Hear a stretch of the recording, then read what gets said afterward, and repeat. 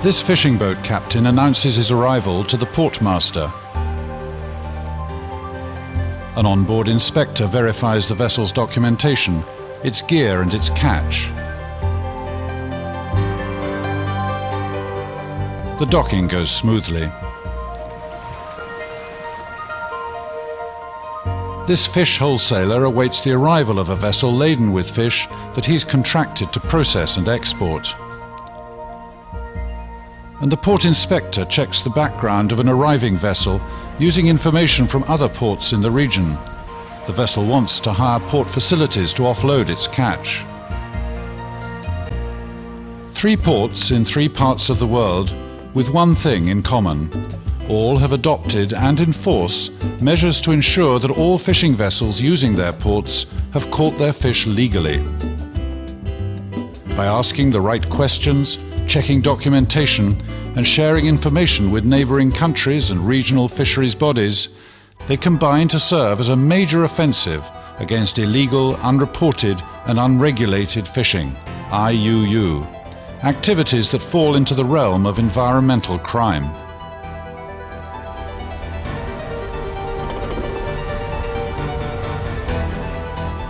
The growing international demand for fish and its potential to bring enormous prices at the market makes IUU fishing more and more enticing to criminals.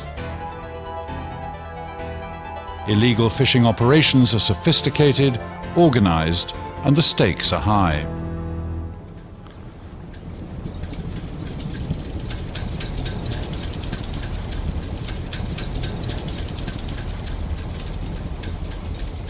IUU fishing operators prey upon developing nations where all too often ports provide a convenient entry point for illegal catches.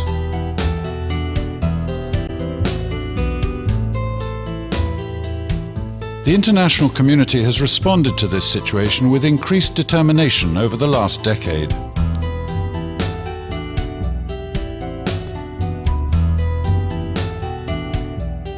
The International Plan of Action to Combat IUU Fishing, adopted by the United Nations Food and Agriculture Organization, FAO, in 2001, focused attention on the crucial role of ports in this fight. In 2005, FAO members endorsed a model scheme on port-state measures to combat IUU fishing, designed to serve as a guide and to set a minimum standard for individual countries to develop or strengthen their national measures. It also underscored the need for regional fishery bodies to provide guidance for harmonizing those measures. At the FAO Committee on Fisheries in March 2007, the international community gave its firm support to using the FAO International Plan of Action on IUU fishing and the FAO Model Scheme to combat IUU fishing as the basis for an international binding agreement. After 4 intense rounds of negotiation in 2008 and 2009, the FAO Conference adopted the binding agreement on port-state measures in November 2009. It will take effect after 25 countries have deposited their instruments of ratification or accession with FAO.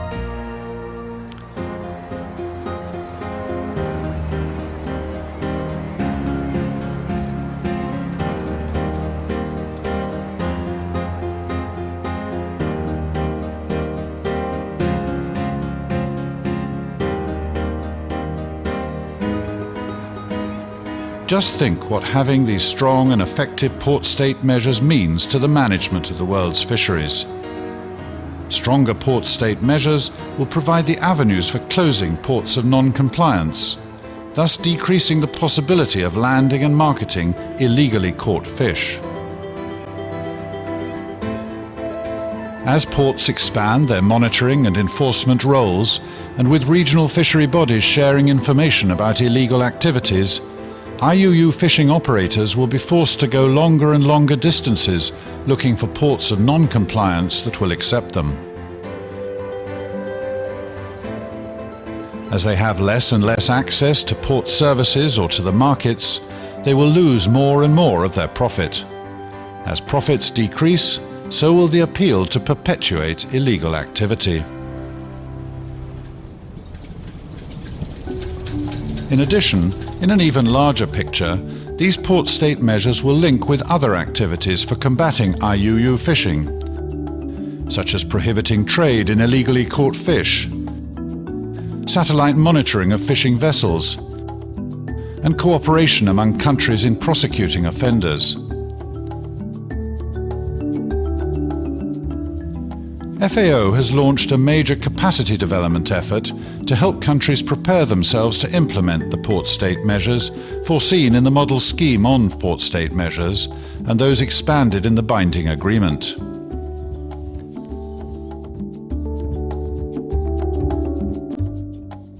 Supporting regional and international cooperation and harmonizing measures regionally among port states clears the way forward for strengthening fisheries governance for all, beyond what is possible for individual countries acting alone. It also equalizes opportunities for developing countries.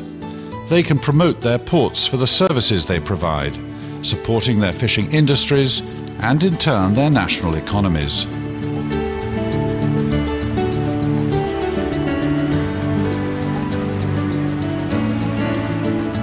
That is why FAO supported the development of the International Plan of Action to combat IUU fishing and the model scheme on port-state measures, facilitated the conclusion of a binding agreement, and initiated activities around the world to build national capacity in the port-state measures. All meant to provide the support needed for countries to ensure their ports are part of the solution to combating IUU fishing, not part of the problem.